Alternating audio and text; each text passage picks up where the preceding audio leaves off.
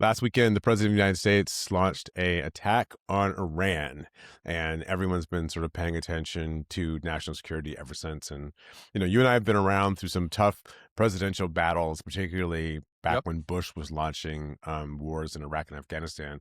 So we've got some history here, right?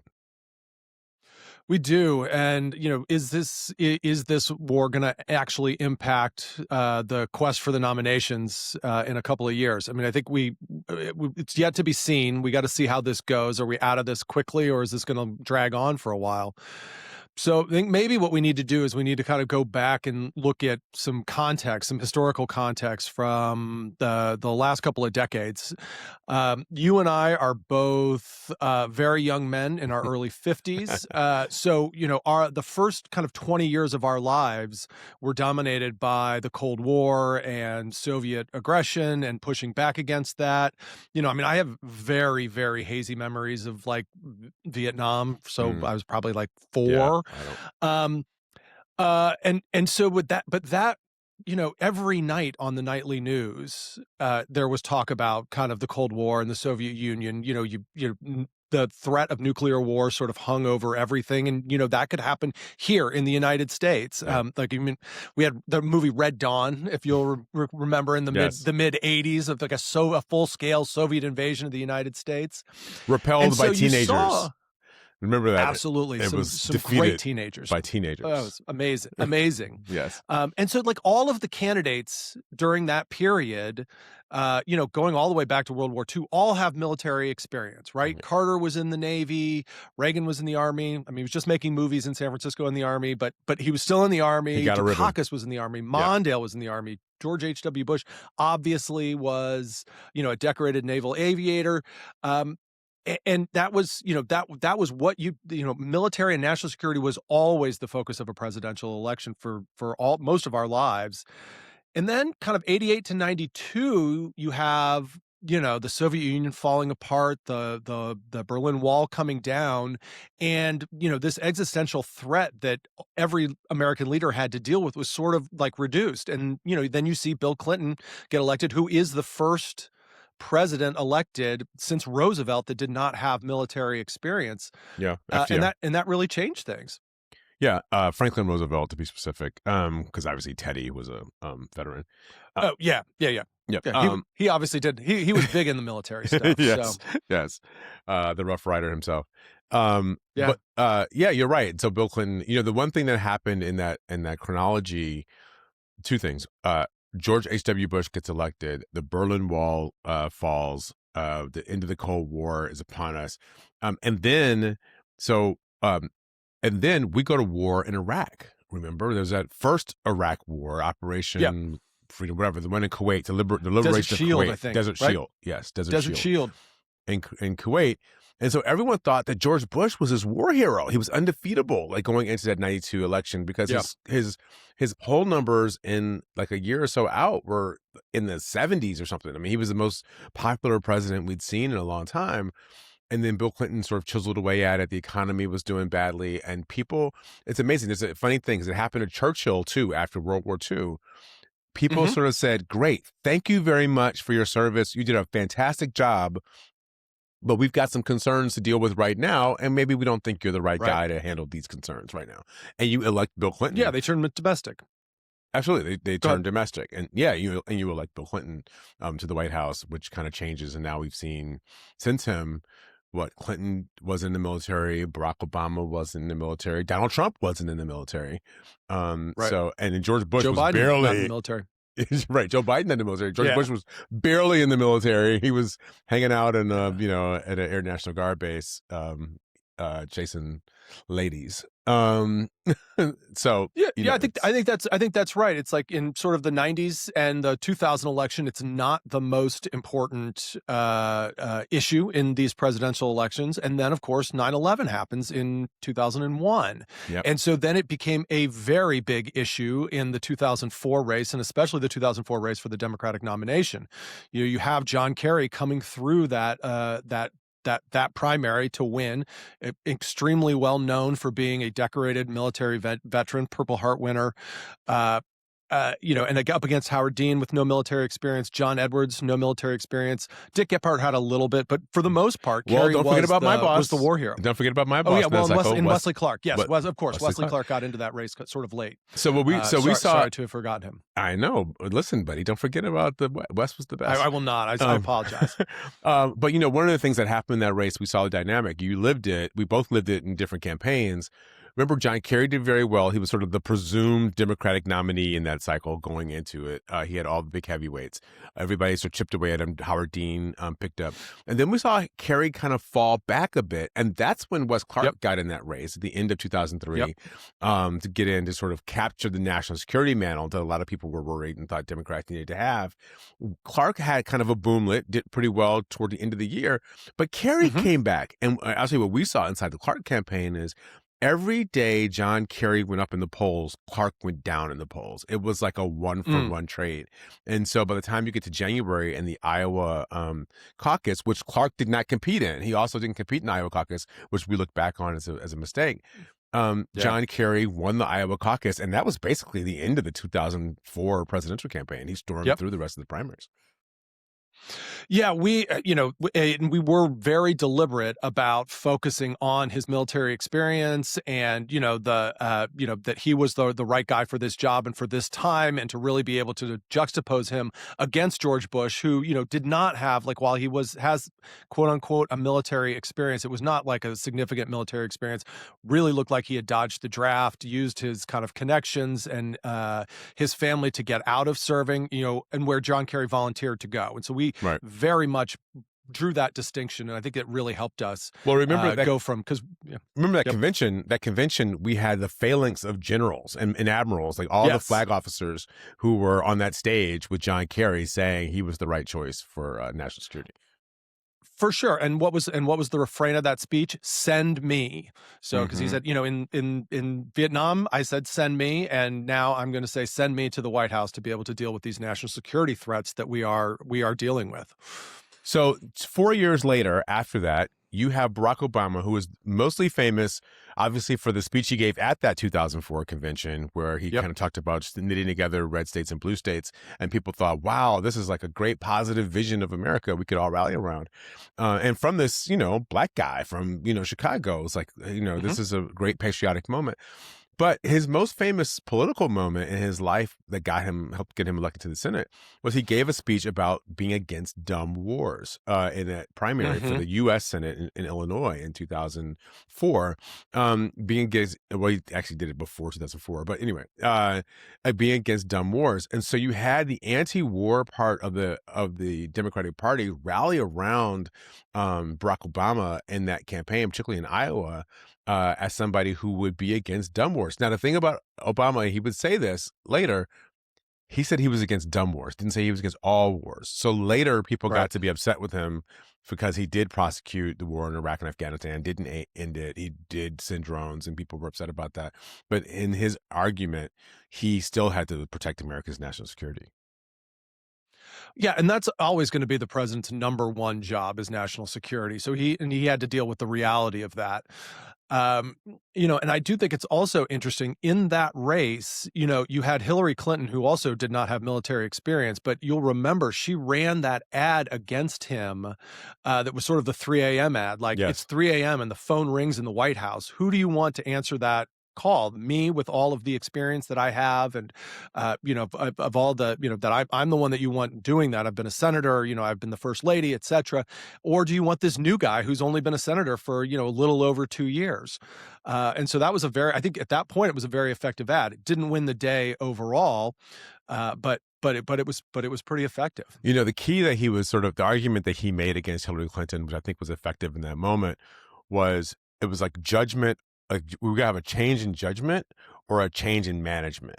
I mean, that was kind of the fundamental subtext, right? Like, I have the judgment to make good decisions, even though I don't have necessarily all the experience she has. But where has that experience gotten us, right? That experience has gotten us into these wars, into all this mess, into this debt. I've got better judgment. Electing her, she may be fine, but that would just sort of be a change in management. And I think obviously we saw he won the day. It was a contested day, but he won the day in that primary. in 2008. So that was the last sort of Democratic fight in '08 until 2016, and we kind of saw one might regard as the Dean forces realign around Bernie Sanders with even more ferocity against Hillary Clinton, right? Yeah, and that, I feel like that was much more about economic issues and Hmm. sort of the economic position of the Democratic Party and what we'd seen Obama do, being very cozy with corporate interests, nobody getting prosecuted after the 2008 banking crisis, and I think that gave that a lot of momentum. 2011, But we Dean killed also Bin was Laden. Like, anti-war. Remember, Dean was an anti. I'm sorry, right? Okay, Bernie. Bernie so was no, no, also no, like an anti-war candidate. absolutely. But Yeah, let's go back one step. 2011, like we get Bin Laden. I mean, I yeah. do think that the national security threats are really waning. Like we are not feeling threatened here in this country, and I think that's where we get to today. What are we going to feel? And that's how this war plays out. Like, are there going to be attacks on American soil? And then it'll be the number one issue in this. But if it doesn't, and if it sort of wanes here pretty quickly, what we have to remember is there are going to be people voting in 2028 who will be in their early 30s who do not remember 9/11. Yeah. They just don't remember. But We you have know what they do never been. remember? They do remember being at Yep. war in Iraq and Afghanistan. I am sure they do remember being at war in Iraq and Afghanistan. And what I would say is the average American person was not impacted particularly much by either the war in Iraq or Afghanistan.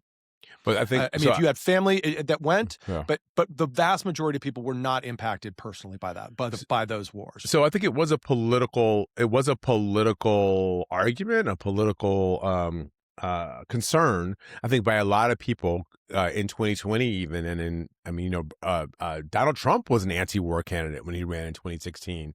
And so he was talking about staying out of the Middle East. Because I think there were people who felt like it wasn't a security threat argument. It was more like it's a dumb way for us to be spending all this money, right? When we've got Yep. all these real Right. problems here at home, why don't we stop fighting these wars in Afghanistan and Iraq, bring our troops home, and then also bring that money home and deal with the real Yeah. problems that Americans are having? That, I think, was the argument that the wars centered around. And so you think of these For people sure. who they spent their entire childhoods. We had troops in Afghanistan and Iraq, so that was a really Yeah, big that's deal. very true. That's Yeah. a good point. That is a good point. So here we are again. So here we are, and I think we'll see where it goes. I mean, I think the question Um, on the table right now is will there be a national security primary? Right now that Trump is really putting, whether it's going into Venezuela, going into Iran, we don't know what else he has on the table. We think Cuba might be, on the platter, for later at this dinner. And so we got to figure out, I think the question is, will there be a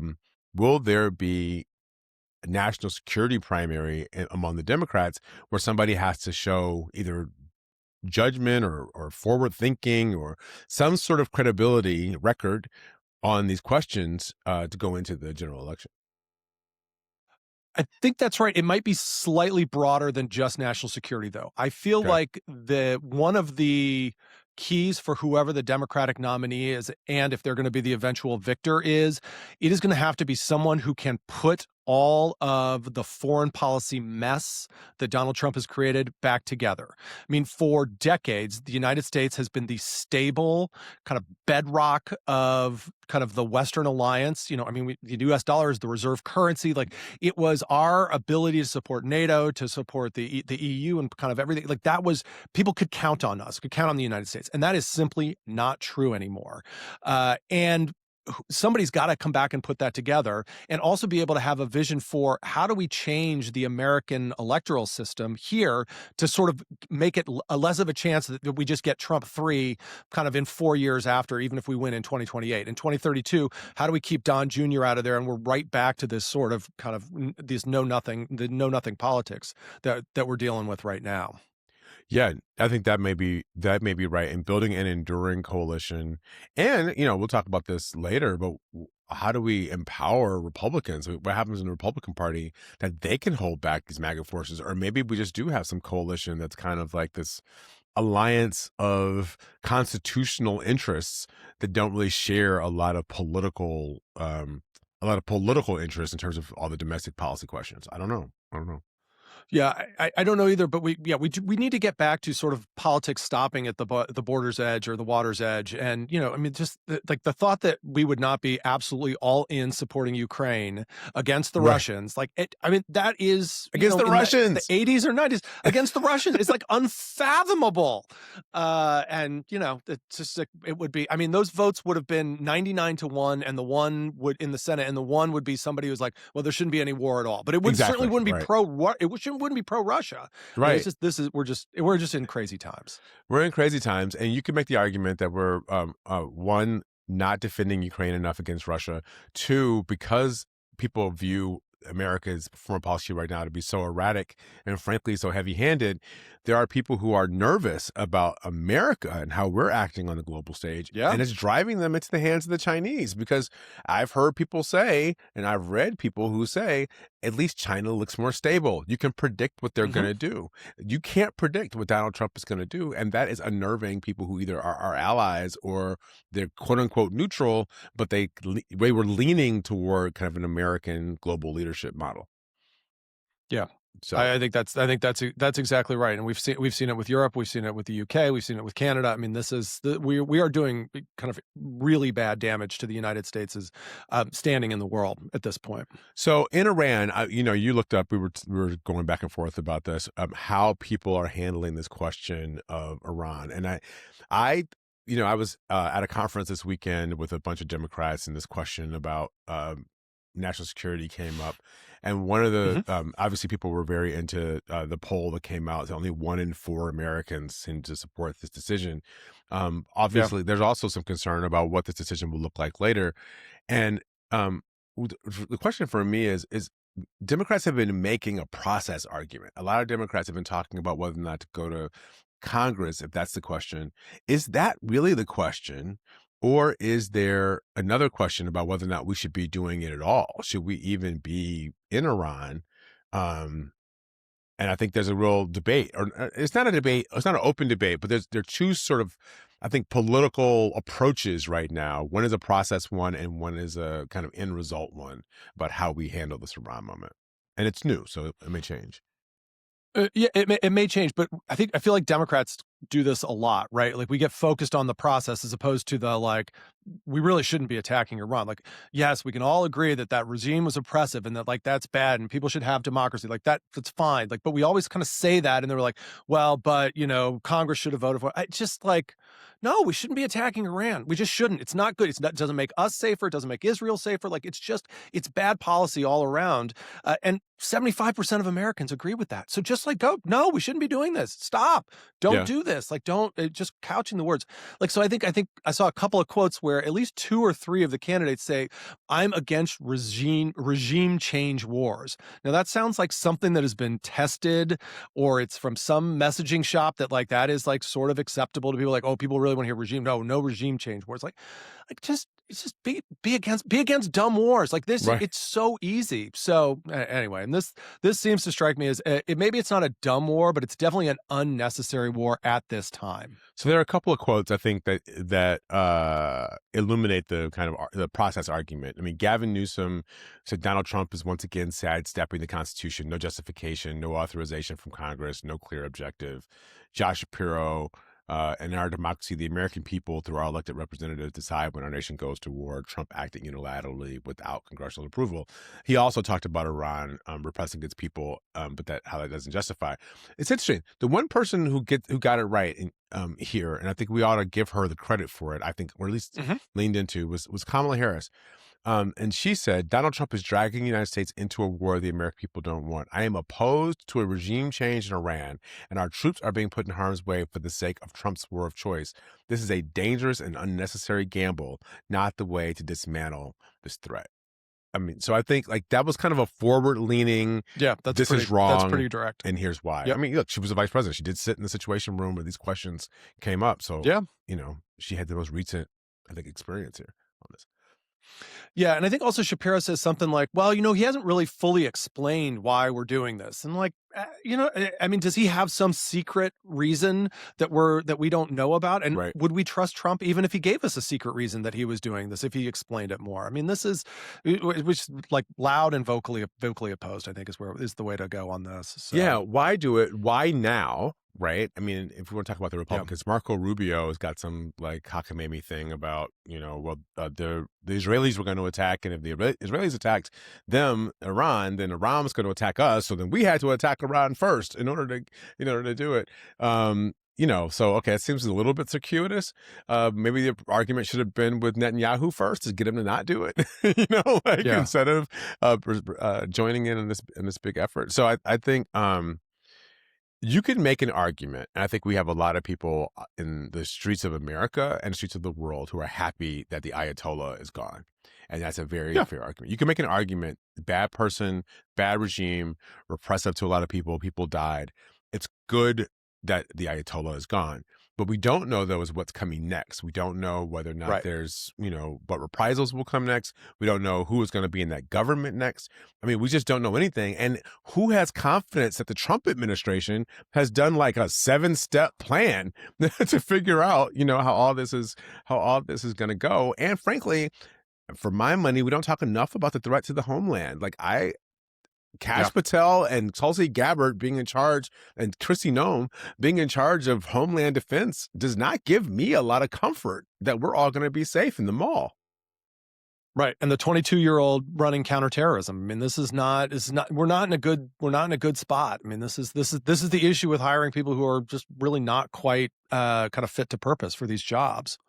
Yeah, I mean, I think the national security establishment or leadership is very concerning, and the general incompetence of the Trump administration is also concerning. I mean, Pete Hegseth was texting reporters the first time they were going to war and taking like victory laps on Signal chats. Like what is going on here? And we're supposed to have confidence in these people to keep us safe.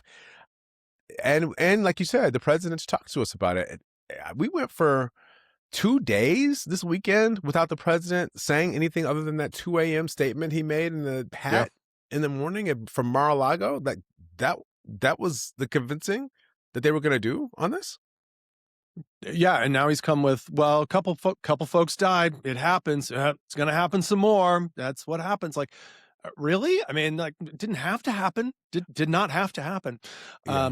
I think for the Democratic candidates, at least, the ones who are incredibly vocal and in Trump's face are going to really be able to make some mileage with this. So that's like a Gavin Newsom. J.B. Pritzker's been pretty vocal against him. So those people are going to be kind of that's going to help them because they've got the platform to really take on this administration, point out the incompetence, point out when they're making mistakes or doing dumb stuff, and so that's really going to help them. I will note what we noticed was no comment from Gretchen Whitmer, or no statement from Gretchen Whitmer that I could find regarding this so far. And even when we attacked the nuclear facilities back in June, she's like, "Well, I'm worried about keeping people in Michigan safe." It's another indication that maybe she is not making this race. So, which I think is what we predicted last week. Yeah, and one candidate did take kind of a more pure peace position. Alexandria Ocasio-Cortez. I think we have to talk about her. I mean, she called the strikes unlawful and unnecessary, and that Trump, Yep. instead of negotiations, he chose war instead, and she warned that violence begets violence, which is a little bit more of a pure peace position. It's not, I think she recognizes that, the Ayatollah was a bad person, but she does come from the generation that was raised in the midst of, these Iraq and Afghanistan wars and all the money that was spent prosecuting that and not helping people get educations and, healthcare and, economic benefits Right. that people need. Yeah, and I think we've got Iraq to a little bit of a stable place, but Afghanistan not so much. So it's Somebody said to me all that time. Somebody said to me this weekend, if you think about Afghanistan this way, it was Taliban, 20 years of war, death, and treasure, Taliban. Right? Yeah. Like that was sort of the Afghanistan story of the last 25, 26 years was, we dismantled the Taliban. We spent a lot of blood and treasure in that country. And then the Taliban came back. And now we are basically back to where we were, maybe without Al-Qaeda, which is important, not an insignificant thing. But, Yeah. Afghanistan's back to where it was before. Yeah, it's unfortunate. So do you think it's going to matter? Do you think it's going to matter in 2028? I think the foreign policy and putting foreign policy back together and reestablishing America's place on the world stage, that is absolutely going to matter. And so whoever the candidate is that's going to come through this is going to have to show some ability at foreign policy. They're going to be able to have to deal with other world leaders, and they're going to have to be able to reestablish the credibility of the United States. And that is going to be a very, very hard job. So that definitely will matter. And I think the national security side of things, we'll have to see if that specific issue is what's gonna be part of that. One thing the Democrats have to be careful about, to me, is not letting Trump paint Democrats in the corner of being, one, either unpatriotic, or two, being Yep. soft. And soft on bad guys, right? And this is the thing. He goes after, quote unquote, bad guys. Maduro's a bad guy. Ayatollah in Iran's a bad guy. Yeah. Khamenei. And then you're question whether or not, you're also against bad guys. He did this in the State of the Union. Remember, he asked that question, stand up if you believe America should be protecting Americans or on the side of illegals. And all the Republicans stood up and all the Democrats didn't. I got to tell you, I thought that was a bad moment for the Democrats. Yeah, it's not a great visual. Yeah, in that hall, because you should be for Americans, and then you can make the argument later why being, I think the way to keep Americans safe is to have a country people want to come to, not one that sends people away.